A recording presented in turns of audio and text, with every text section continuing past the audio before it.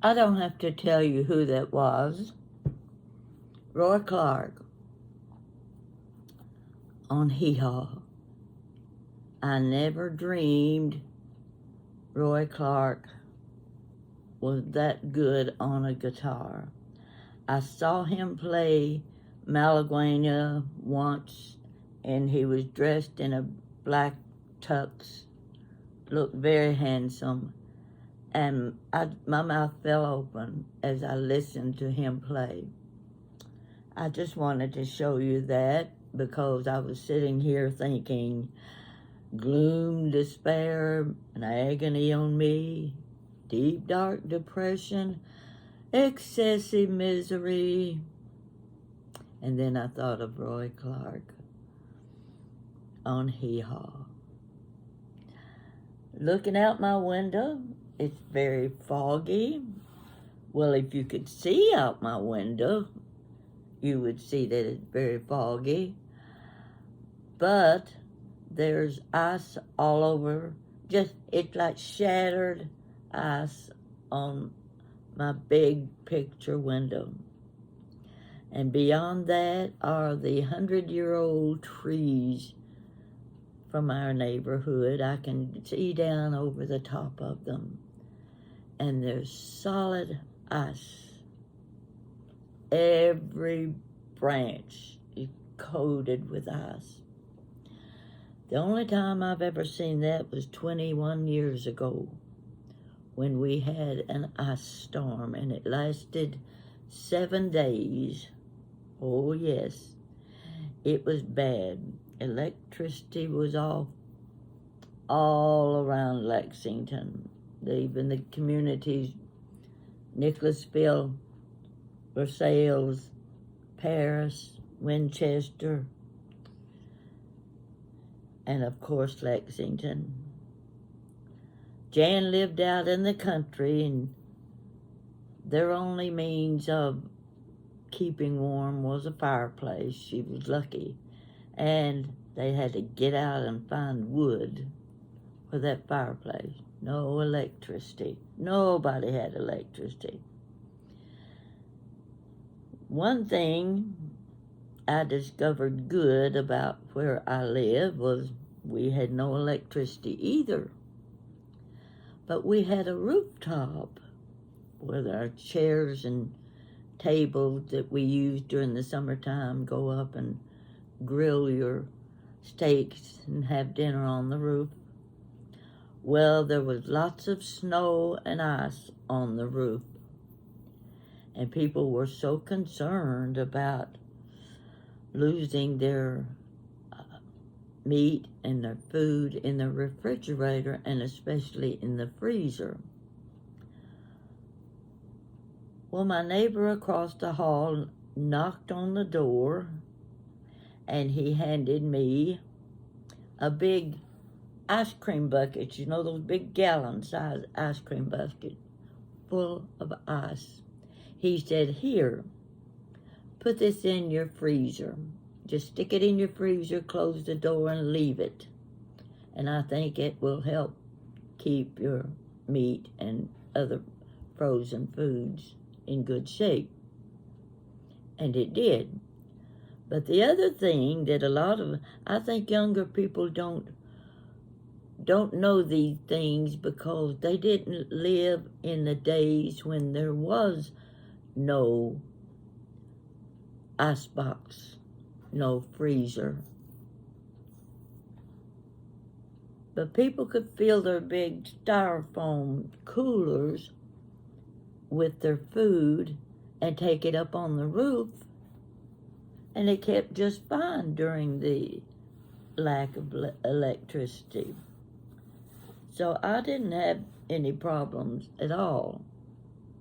In fact, on the third day, I was packing up my freezer foods and in a big cooler, and I was going to take it to my niece's house, who happened to be in a part of town where she did have electricity.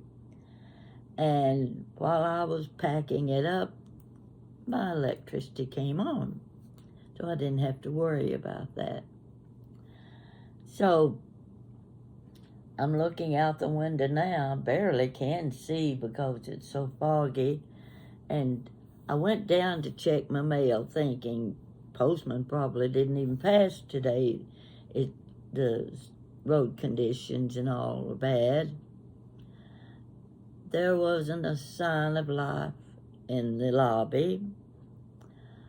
I did have a little bit of mail, and it was so quiet.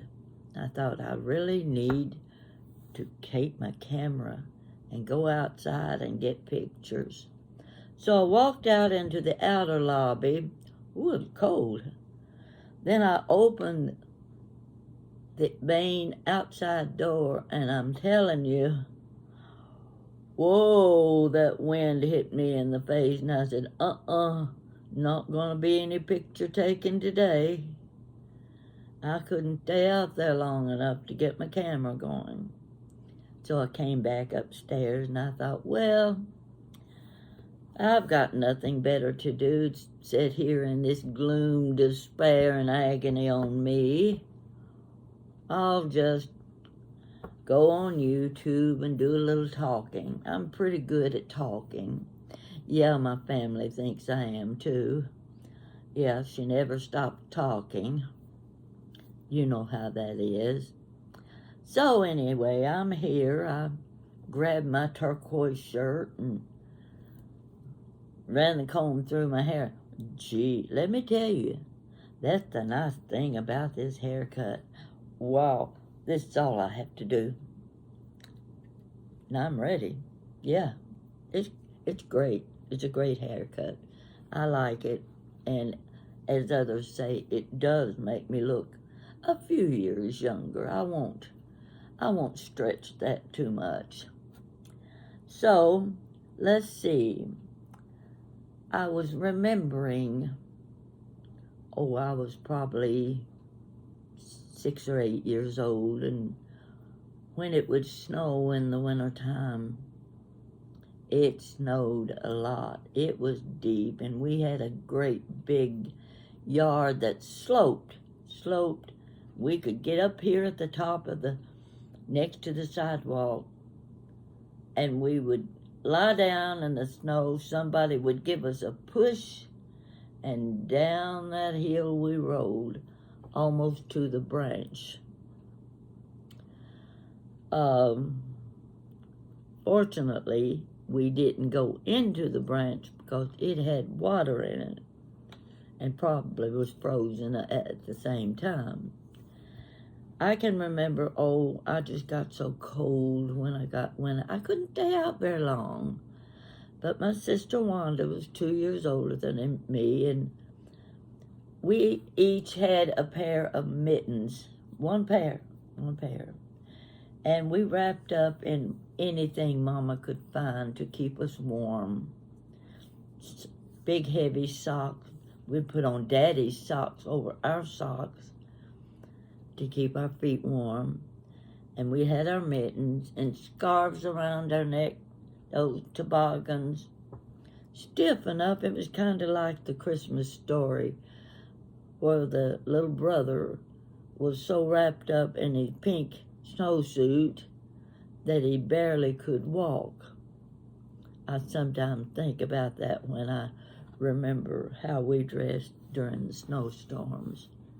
I would sit at the window and watch my sister playing in the snow with neighborhood friend.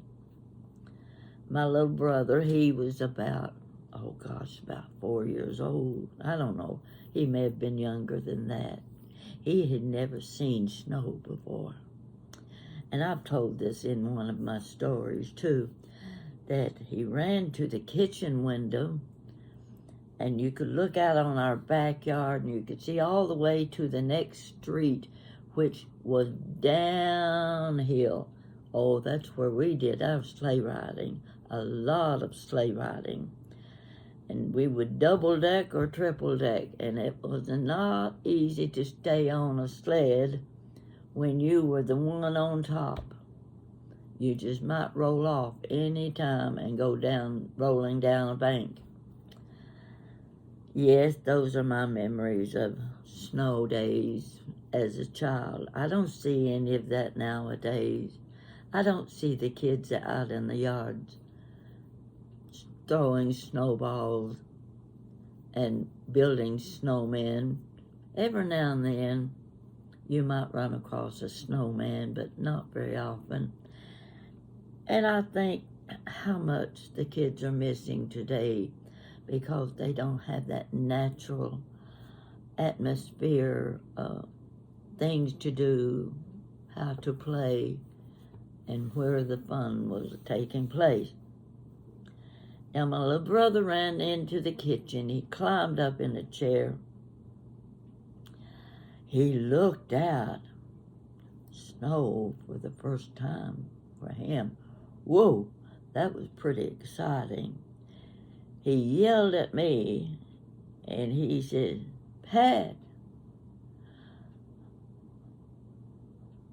come and look, come in the kitchen. You gotta see the snow, the snow." Oh, I can't remember how he said it exactly. He said, "God damn, it's snowing." Well, my older sister was there. She looked at my mother. She says, "Mama, you need to spank him."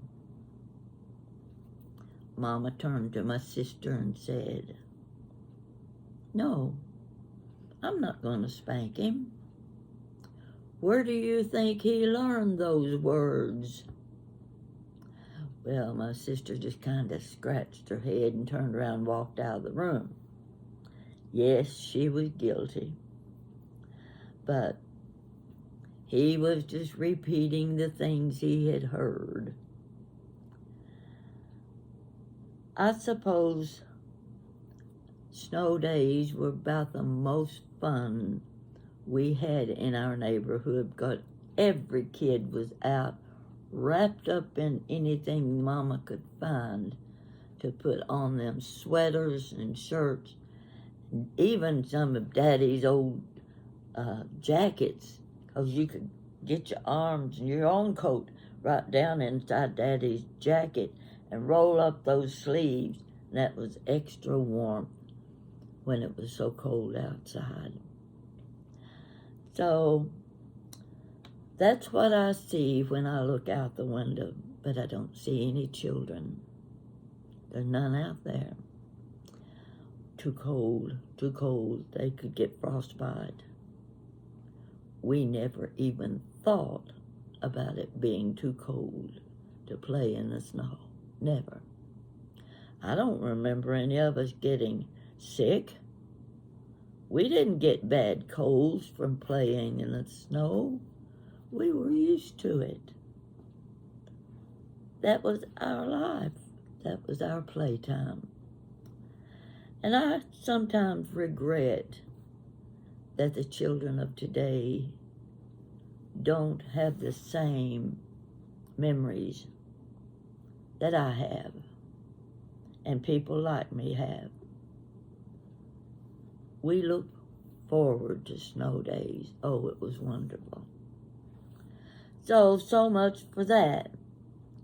Well, while I was drinking my juice, I looked over across the room, and there on the floor was a piece of wadded paper. I left it in the floor when I was showing something. I walked over to pick it up, and there was something inside. Oh my gosh, don't tell me I forgot to open one of my Christmas presents.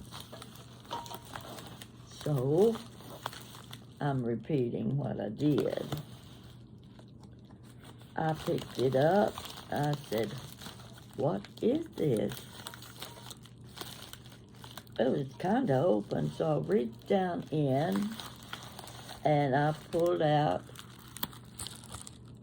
this. A Christmas present. How could I have overlooked that? It has a note on it. describing what it is. And it says, to Pat. How could I have overlooked it? And who sent it to me? Who gave it to me? I don't know. It looked like jadeite. It says avocado or jadeite,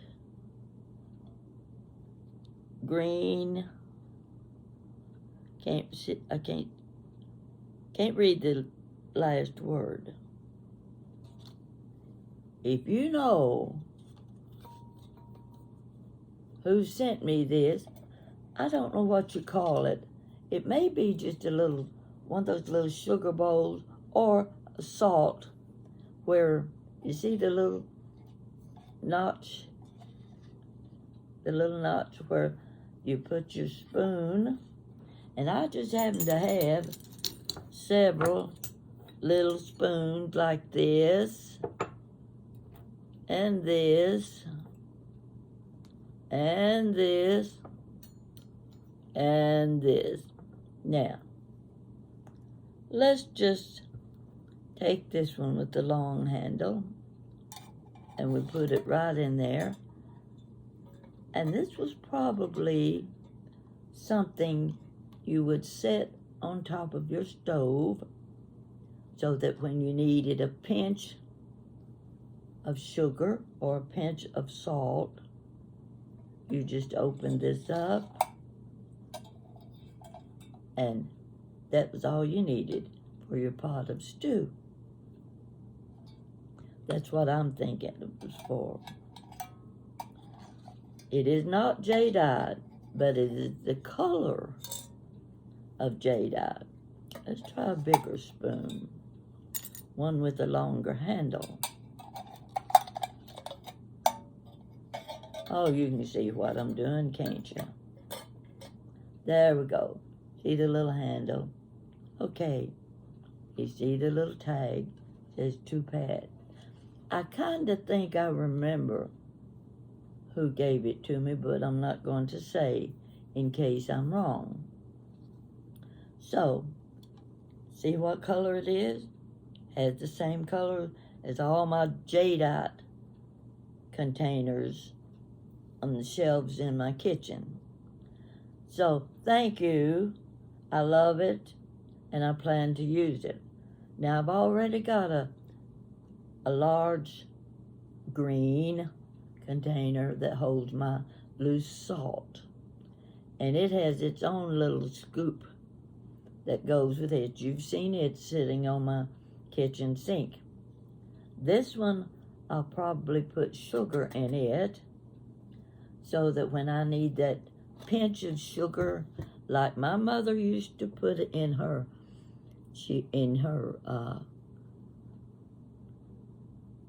stews, her vegetable soups, the different soups, anything hot on the stove, Mama always put a pinch of sugar in with her beef roast and things like that. Now, every now and then I remember that, and I will reach over and get a pinch, thumb and 2 fingers. That's how much a pinch is. And put it in your soup. I don't know what it does for it. I think it takes away that metal taste sometimes that soup will have, where you use several cans of vegetables and what have you, and you feel like it has a tinny taste. Drop a pinch of sugar in the stew. See if that doesn't make a difference. It did for my mother. So every now and then when I remember it, I do the same thing. Still got peanut brittle. This is so good. Still got cookies. Well, let's see. I don't know what else I could have talked about today. I've still got Christmas stuff waiting. I watched somebody on Facebook. Oh, it was an ad. It was an ad for your big plastic tubs. They were all the same size. These were red tubs that you used to store your Christmas ornaments and things. And the first one was being filled with the glass ornaments in the box, with the slots. And the next one was greenery, and the next one, something different was in each container. And I thought, heavens above, I could never be that organized. There's no way possible I could keep things that organized. Mine's all mixed up, and some of it's still sitting around. I've got, I don't know how many candle holders sitting around with candles in them, and I don't know where to put them, so I may just be lining up candles on top of one of my credenzas. Don't worry, I won't be lighting those candles, because you don't have to worry about me setting the apartment on fire. I'm not going to do that. I might light one or two of them if I'm fixing a special table arrangement, but I'm not going to have half a dozen of them lit. They're just lined up on the credenza with a great big fruit bowl filled with my vintage ornament. They're my German ornaments that were given to me 40 years ago. I love those things. There's, I guess, anything old, including me. I think sometimes, why do we collect, and what do we collect? Why do we collect what we collect? It goes back to childhood. Mama's good dishes. Mama's nice glasses that we only used on Sundays and we used for drinking iced tea. Mama's pretty napkins and her crocheted tablecloth. Oh, we can go on. The rocking chair. Oh, I've got Daddy's rocking chair. It has those little, what do you call them? In the back, the little, the back of the chair. It has those. And Daddy he was a big man, and he would sit back, and his back would itch, and he'd go like this, scratching his back on those rounds in the back of the chair. And one day, he scratched a little too hard, and the round at the top popped out of the wood. Whoa. Mama had to take the rocking chair and get it repaired. That rocking chair's sitting right over there in front of my little cabinet with my red occupied Japan dishes. I don't sit in it very often, partly because those rounds hurt your back, but they work for Daddy as a back scratcher. So getting back to the things that we collect and why we collect them. Oh, cake stand. I've got Mama's cake stand. That's because I was the one who gave it to her when the Christmas I was married. I was 18 years old. And of course, Mama had a beautiful cake stand that sat in the middle of the dining room table, one of those great big round tables with the cabriole legs, took up half the dining room. But her cake stand sat in the middle of that table day after day. And one day, one of the grandchildren, little rambunctious kid, ran through, pulled the tablecloth off the table, and off came Mama's cake stand. It had belonged to her mother, the only thing she inherited from her mother. Now it was a broken cake stand. That's not a happy story to tell. So, newly married, month of December, my husband and I, we go shopping downtown Lexington. No, we were in Louisville. This was Louisville. We went downtown to a Stewart department store, the big store in Louisville. Everybody that ever lived in Louisville knows where Stewart's was. And I saw the cake stand. I should have gotten it out, but it's over in the other china cabinet, and knowing me, if I start trying to get the cake stand out, I'll break something on the way out. So we'll just leave it where it is. We don't need another broken cake stand. You know how that goes. But that was the ornament on the dining room table. That's the one I got. One I'm going to keep. And I'm very careful with it. So these are the things we collect. And of course my red and white English Abbey dishes. I've got about 24 cups. See the cup right there? See those cups? I didn't have a single cup when I started collecting those dishes. And now I've got about 24 of them. And I bought them one or two at a time. You've got things like that you treasure. You got those baby clothes. Goodness gracious, why couldn't I have saved my children's baby clothes? It was a time when you didn't have a lot of closet space. You may not have a basement that's where you could store things, or an attic. So as the children outgrew the clothes, I gave them to my neighbors for their children. Didn't keep any of my children's baby clothes.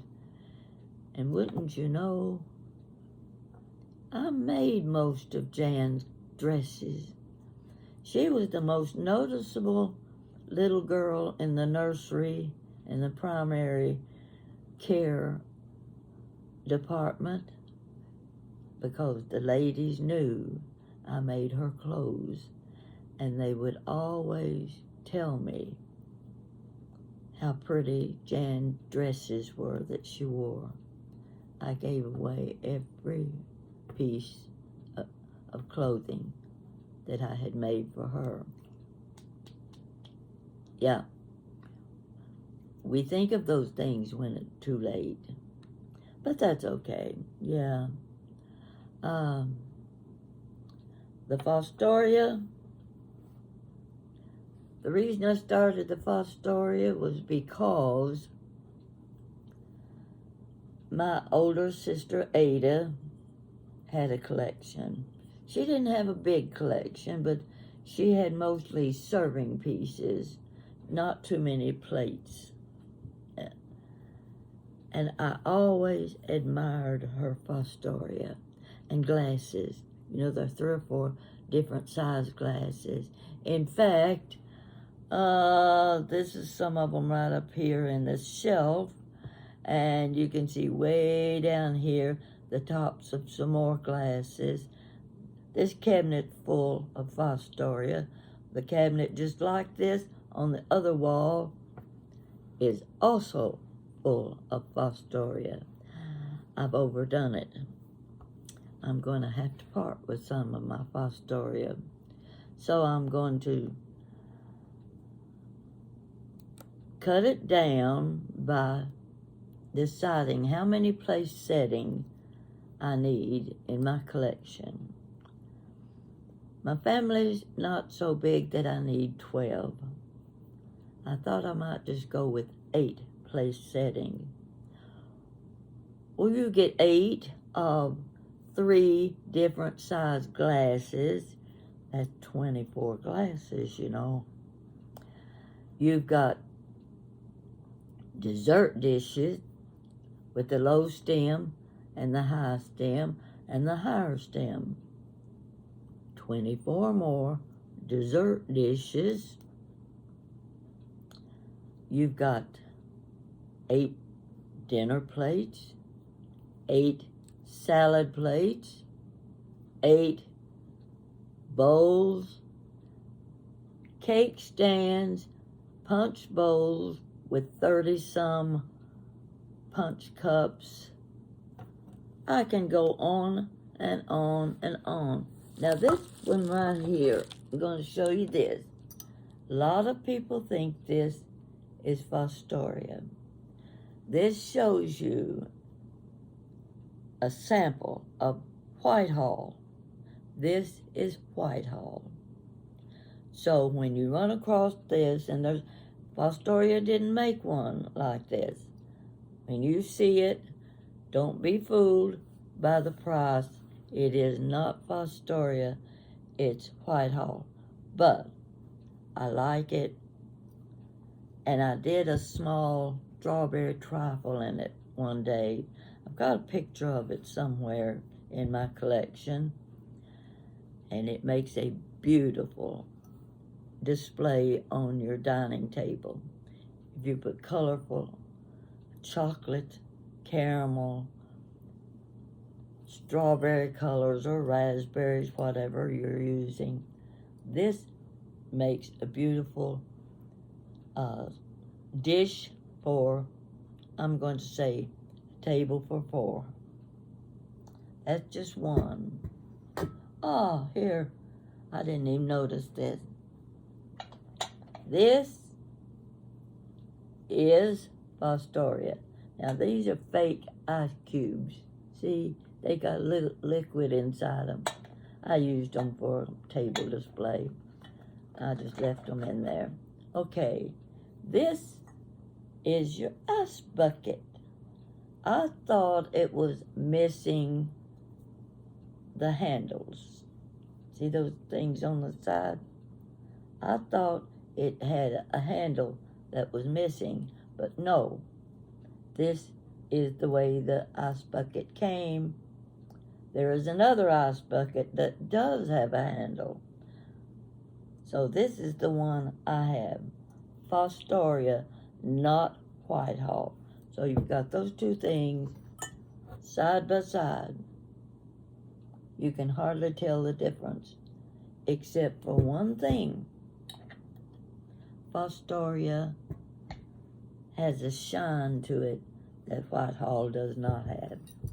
And you can put them side by side in a good light, and you can tell the difference. Now that's just for you people who want to collect Fostoria.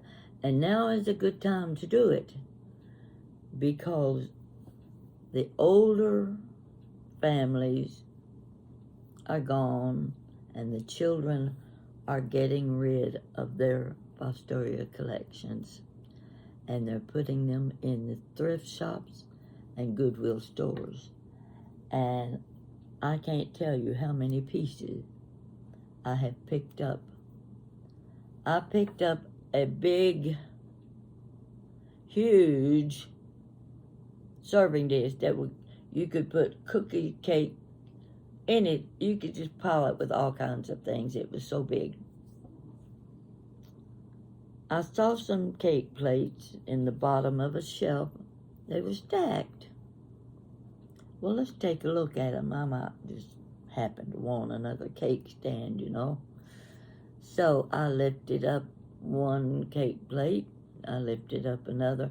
And the third one was a Fostoria cake or dessert platter this big. $1.99. Yes. Yes, I bought it. Oh, yes.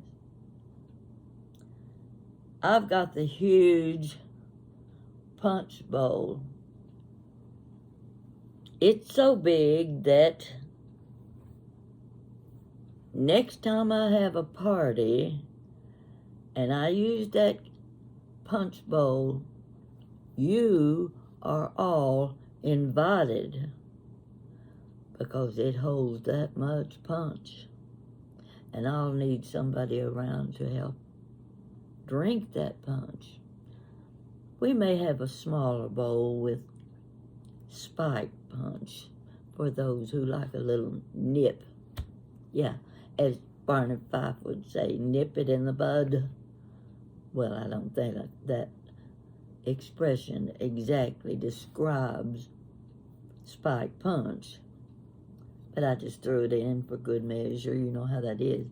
You need something to talk about, so you just add that in. So, I've got my Dr. Pepper ready. I have got leftover meatballs. I'm not throwing them away. I'll tell you that right now. You can make a meal out of them. And they're this big. I never had meatballs that big, and they're so moist. They are perfect for your spaghetti and meatballs. If that's you don't want to make a meal out of meatballs, that's what you would use. They're just delicious. So when I saw I had plenty of sauce left, I don't want to throw away that sauce.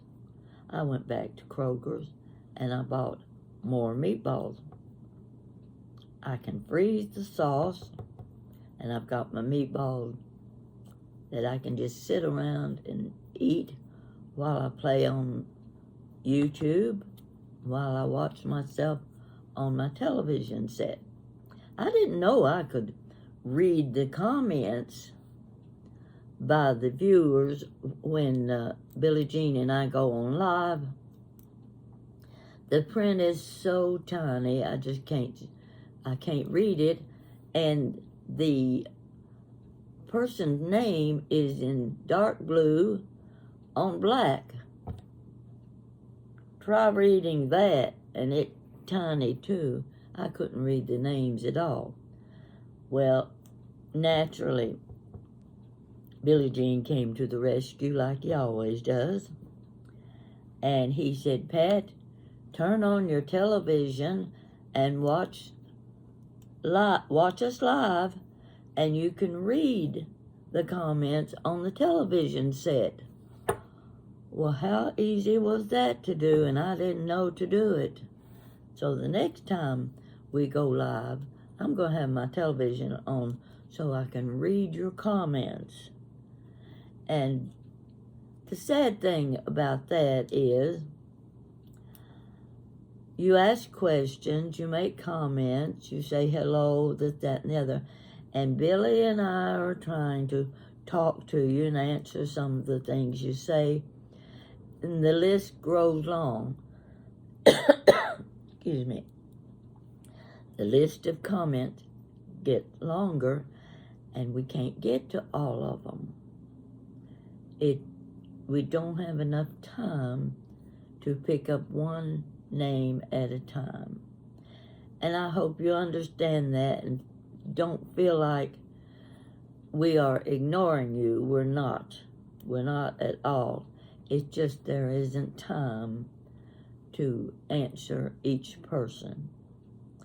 We still have it on video, though. We can always go back and read your comment ourselves, just for our benefit. So I want all of you to understand that about going live on YouTube. We've done pretty good so far. People seem to like us. I'm assuming they're telling the truth. And we learn a lot from all of you. And it's such a good feeling to know you're doing something that people will enjoy. I'm probably one of the oldest people on YouTube. I'm already getting closer to 89 than I am 88. Yeah, it won't be long, folks. Start saving your money. I'll be expecting birthday presents. Well, no, I'm just teasing. No, I don't want birthday presents. I just want acknowledgement that you are still watching me on YouTube. That's the best thing you can do for me, and it's the best thing you can do for Billie Jean, too, who just celebrated his birthday yesterday. And by the way, I know my friend in Tennessee is watching. I have to tell you this. Edna and I worked side by side for 15 years in Tennessee. We're the same age. I told you a story about her during World War II, when we were both going to the same school together. Now, Edna's birthday is today. Don't let me forget to call her, because every year I call Edna on her birthday. May 1st comes, the phone rings, Edna calls me. We contact each other once a year, 2 phone calls every year to say happy birthday. Wouldn't miss that for anything, because we're both very fortunate. We're both 88. She turns 89 today. I love to be able to tease her and say, you're older than I am. We have such a good relationship that you have to treasure something like this when you get to be our age, because it's all you've got left. You don't have much left to treasure, except knowing you have a friend that close your age and that close to you, that you can still enjoy each other's company. And I have not seen her, or we have not seen each other, in 25 years. I know she looks just like she did 25 years ago. And Edna, you got to say the same thing about me, too. Let's be fair. Yes, folks, I'll be calling Edna shortly after we get through with this video. This video is longer than I meant for it to be, but it always is. You'll have to admit that. I wanted to set my videos at maximum 30 minutes. Whoa. I usually get up 45 to 55 minutes. In other words, while I'm wagging my tongue, the food you're preparing on top of the stove is starting to burn. So you better get in the kitchen and take it off the burner, because I don't want you saying bad names about me because I caused you to burn your dinner. You know I'm just teasing. I'm just talking. That's all I'm doing, just talking. And if you sent me this little dish, be sure and tell me. How could I leave that in the package? And it says to Pat. That, at least I know that much. It was a gift to me for Christmas. Isn't it cute? Is it gonna go on the stove? Well, I'm gonna finish with a piece of peanut brittle, but I'll start eating it after I get off, because you don't want to listen to a person chomping on peanut brittle, do you? Denise gave me this. She knows I've already thanked her 2 or 3 times, so that one I didn't forget. So I'm going to say happy birthday to Edna today on YouTube, and I hope she's watching me. Happy birthday, Edna. Talk to you later.